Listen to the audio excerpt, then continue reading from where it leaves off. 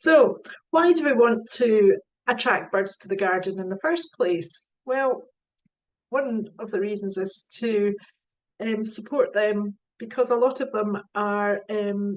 bird breeds are dying out. So it's important to attract them to your garden and support them and encourage them to live well and feed them and encourage them to breed.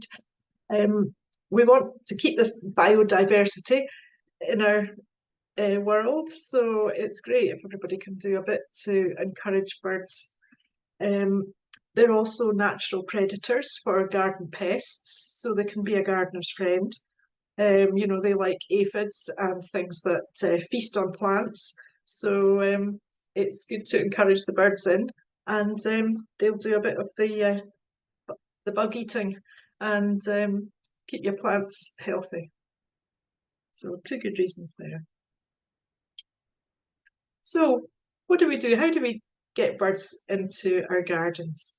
Well, what we want to do is provide them with what they need. So we want to provide them with food, we want to provide them with water, and we want to make sure that they're comfortable and that they feel welcome. So we can do this by providing things, do this by providing food by growing it, or we can buy it in and put it out for the birds. Water, that's a bit easier. We can provide a shallow dish. As long as you keep it clean and topped up every day, then that's a great thing for the birds. Keep it frost-free in the winter. It's important to keep the ice off it and make sure that they get enough to drink in the winter time. And if you have a pond, sometimes that's really good. You can birds can come down and especially if you have little shallow areas around the edges of your pond, that's a great place for birds to drink and also to bathe in the summertime. They like to do that. We also want to, as I said, provide them with some comfort. So we want to give them safe, sheltered places to be with groups. You could do this in a garden space or you could do it in a small space. If you grow things in pots, you could grow some shrubs in pots and group them together to provide a space that birds like. Different bird species require different things. For example, starlings, they like grassland to forage over, so a bit of lawn and sort of grass, they quite like that. Sparrows love a hedge or they like shrubs. They sort of go around in little flocks, family flocks, and they like to sort of nothing better than to sit in a hedge and pop their heads out. And they're very chatty and they're lovely to have in your garden if you're fortunate enough to have them.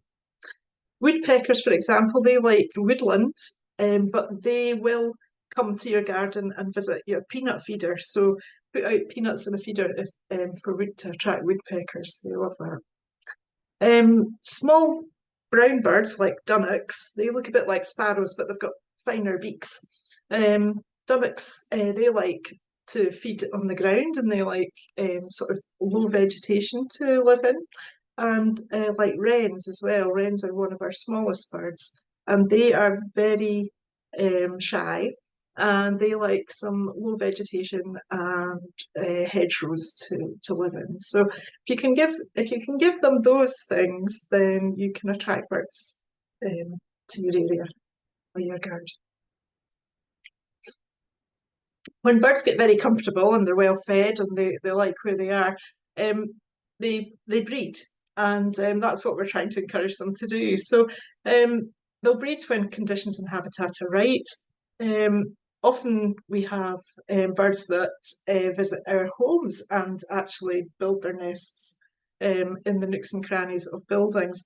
Here's a little picture of some swallows. They quite commonly nest in nooks and crannies of buildings in Scotland and the UK. And of course, they are visitors from abroad. So lots of migrating birds come to the UK too, not just the ones that live in the garden all year round. And this is just a bit of a reminder that, we've shared our lives with birds for thousands of years. And they have evolved and developed ways of living with us, such as building their nests in buildings. So we can encourage breeding by providing nest boxes to suit individual bird breeds and the habitats they flourish in. So there's lots of excellent advice if you want to find out some more about this. You can look up the RSPB and the Scottish Wildlife websites.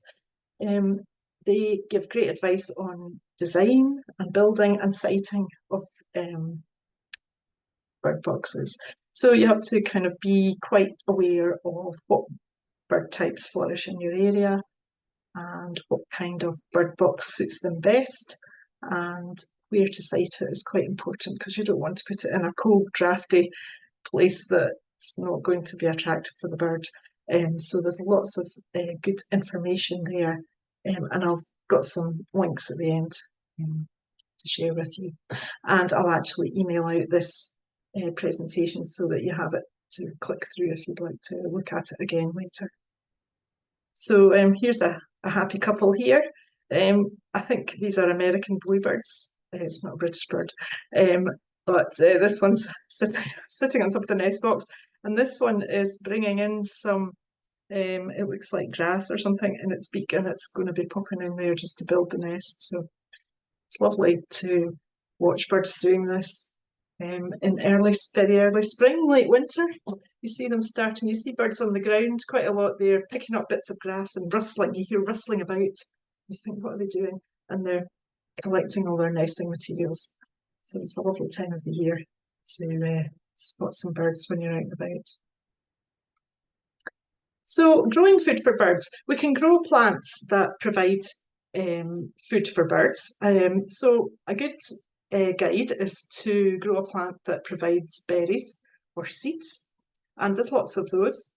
There's a couple of flowers, for example, honeysuckle provides, well, it's a lovely scent, but as well as providing berries for birds and lovely cover as well. If you're growing honeysuckle, it's a plant that sprawls over things, so you can grow it and it gives them some habitat as well to hide in. Sunflowers, of course, very famously have got lots of seeds in their centre, so they're great for birds. And then there's lots of other shrubs that provide berries and seeds, such as holly, get a female variety because they have the berries. Mahonia, which is that plant that was in the previous slide, actually, I think. That's Mahonia.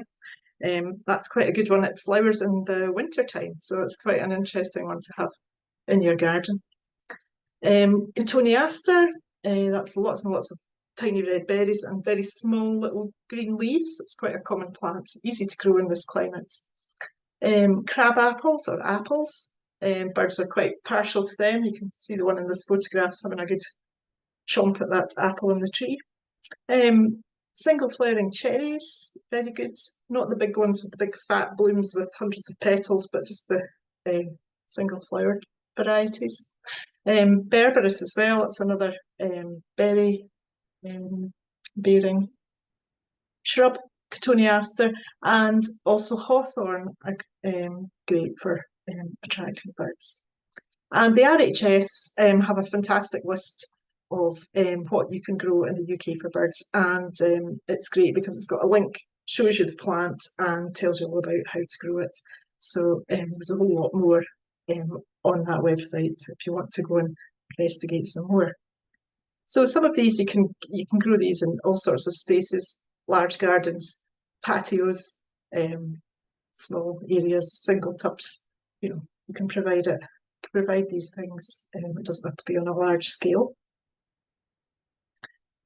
Birds need to feed all year round, though. I mean, all those seeds and berries probably come around in the autumn time, so they have a big glut in the autumn. But for the rest of the year, we provide food for them. You can do that by buying seeds, peanuts, mealworms, Niger seeds, all sorts of things out there.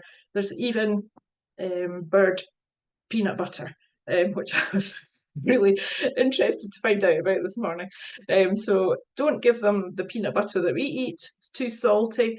You buy peanut butter for birds, and fantastic. You can put that on the bark of trees to encourage them to come and eat it off, or you can put it out on your bird table.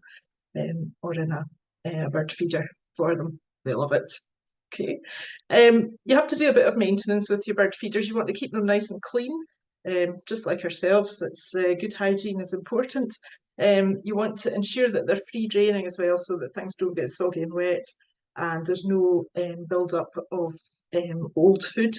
So keep an eye on them if you are feeding your birds. You know, try. Sometimes you might have to fill them up every day. It depends on the time of the year, because they can get quite hungry and they can come and swoop in, and you know, you're all cleaned out by lunchtime. But sometimes it slows down a bit depending on the season and how much food is available to them. So in winter, you can provide some nice high calorie fat balls. They like that. But not so much in the summer. It's not such a good thing to put out in the summertime, but in the winter certainly.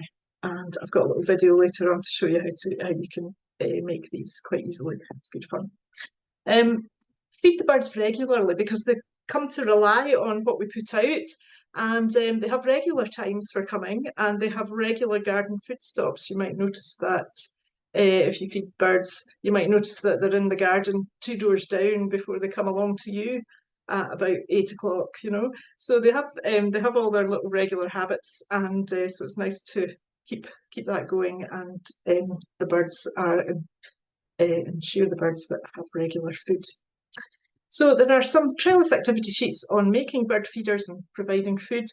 One's called Friends Fat Pots.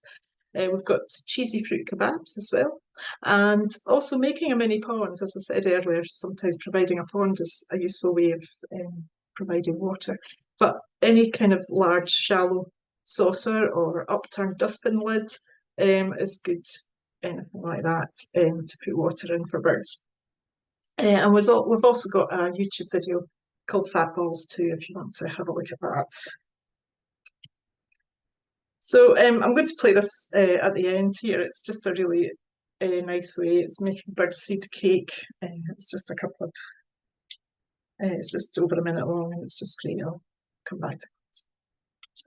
So enjoying birds. Why we said we wanted to encourage birds in the garden for the good of nature and to encourage biodiversity and to help look after our garden.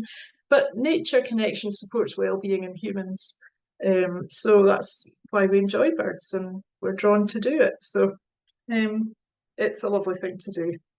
So you can indulge in some bird watching. You can do it from a comfy chair indoors. Doesn't have to be uncomfortable at all, you know. Grab yourself a chair, make sure you get a good view out the window of your bird feeders or the scene outside, and have a sit quietly for a little while and watch and wait and see what comes along. If you have binoculars, sometimes that's quite useful if you want to sort of really spy out what birds are, what's what, and get some detail of them. So that's really useful. And you can also, if you can see in this picture, there's a little bird spotting guide there that can help you work out what it is that you're looking at. But bear in mind, you can see birds most places. So out on a walk, remember to look up or look down. Some birds are on the ground, other birds are sitting on rooftops, or they're up in the sky. And sometimes out in the car, it can be quite nice. You can spot birds, especially flocks of birds.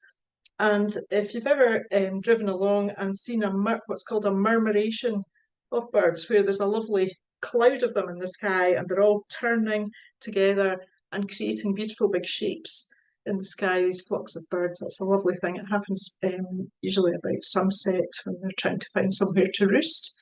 And it's a lovely sight if you get that. Sometimes it's very special to spot it. So, as I said, anywhere, country or town, usually town birds, quite commonly pigeons or gulls, but we're very lucky in this country. We've even got peregrine falcons roosting and living in our cities. And the peregrine falcon is the world's fastest animal. It's been recorded diving down on its prey in an excess of 190 miles per hour, which is just quite amazing. Anyway, this is, if you want to choose, look at it later, is peregrine falcons this year living in the Gilbert Scott Tower in Glasgow. And it's a lovely video about they're living there and raising chicks. So that's one to have a look at if you're interested in that. And we're certainly getting a bird's eye view of Glasgow from the top of the Gilbert Tower here. And there's the lovely peregrine falcon coming out from the ledge. So that's fantastic. Got lots of birds in lots of different places. So how do you know what you're looking at? Well, it's a case of using your senses of sight and sound. And there are lots of good ways of finding out what you're looking at. You can download get yourself a bird book for identification, or you can download, bird spotting sheets. This one here is from the Scottish Wildlife Trust, and it's great. It just shows you pictures, nice simple pictures to look at, and the names of the birds underneath. You can also get them from the RSPB. Another way to do it is to do it by sound, and I've come across this bird identification app, and it's absolutely excellent. It's called the Merlin Bird ID app. It's by the Cornell University, and you can get it. It's available in Android and iPhone, and it's absolutely brilliant. You just switch it on, point, if you're walking out, if you're outside and you can hear the bird song, you can just open up the app, get it to listen. It listens, and then it can tell you what the bird is from the sound. And if there are a whole lot of different bird sounds, it can pick out the individual bird sounds, tell you what it is, show you a photograph of what the bird looks like so that you can check if you can spot it and see that's what it is. It's a fantastic thing, so I'd highly recommend downloading the Merlin Bird app. So, and also I'm assuming that perhaps Google, if you point your phone at birds, if you can take a picture of them, will be able to identify them for you as well. Google Lens, probably, but I haven't tried that. Want to try. If you are beginning to watch birds or keen to watch birds and you want to take part in the world's largest wildlife survey, then the Big Garden Birdwatch is for you. This year, it runs between the 24th and the 26th of January, and hundreds of thousands of nature lovers take part in this. It's great, and it's helping to build up a picture of how garden birds are faring across the UK. It's very easy to do. You just sign up online and they send you a free bird spotting guide and how to record the birds that you're going to be looking at. And you just have to spend 1 hour over that time in January and record the birds that land in your patch. And then you tell them what you see, even if you see nothing. And you send in your results online by post, and then they're collected from all over the country. Now, I've just signed up this morning. I do this every year. It's great fun. And I think they've got over 3,000 people signed up at the moment. So, not 3,000, sorry, 300,000 people signed up so far. So if you go on and sign up, you can see yourself being added on there. And you can also have a look to see how last year's birdwatch numbers were. And it's really interesting to find out which birds are doing well, which birds not so much. So a bit of interest in that. You're keen to do it. If you've been bird watching and you quite want to do something a bit more creative, why not take some photographs if you can take photographs of birds. Sometimes it's a bit difficult because they're quite small and they're far away, but if you can do, that's lovely. If you'd like to try some drawing, we've got a lovely guided video by Laura Cuppage on the Trellis YouTube channel, and can take, I think it's about 40 minutes long, and Laura talks you through how to draw a garden bird, and it's just absolutely lovely, and you can achieve lots of lovely garden bird drawings doing that. I think she's doing actually does a blue tit in the actual video. So if you'd like to learn how to do that, I'd suggest you try out that video. Great fun. And I've got some useful links for you.